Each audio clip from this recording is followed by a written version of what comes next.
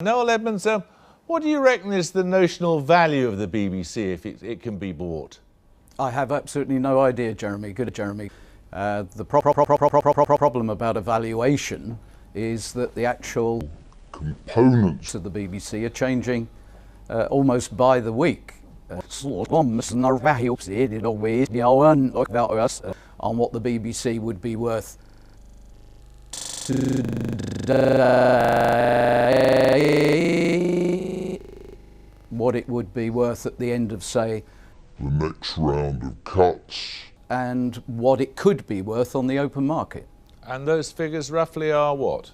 I'm not going to say at this particular time for obvious business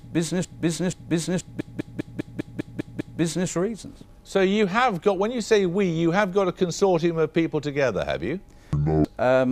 Project BBC, as we call it, predates everything that's recently happened for the BBC.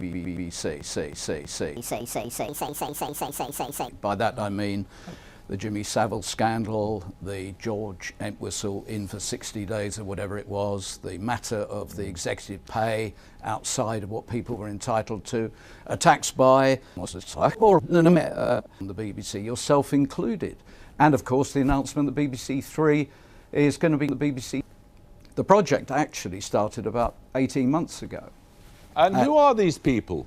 Like-minded people, people who actually do not want to see Britain lose the BBC, and that is how serious it is. The BBC. But who are they? I mean, like-minded people. What a lot of, with the greatest of respect, lots of blokes with beards who present afternoon television programmes. What is it, these like-minded people?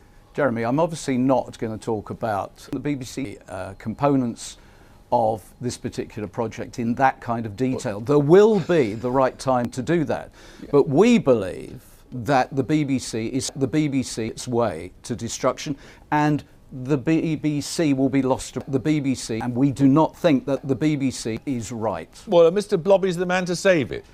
Mr. Blobby. Mr. Blobby. Mr. Blobby. Mr. Blobby. The biggest, the pinkest, the blobbiest character of all time, our Christmas #1 megastar, Mr.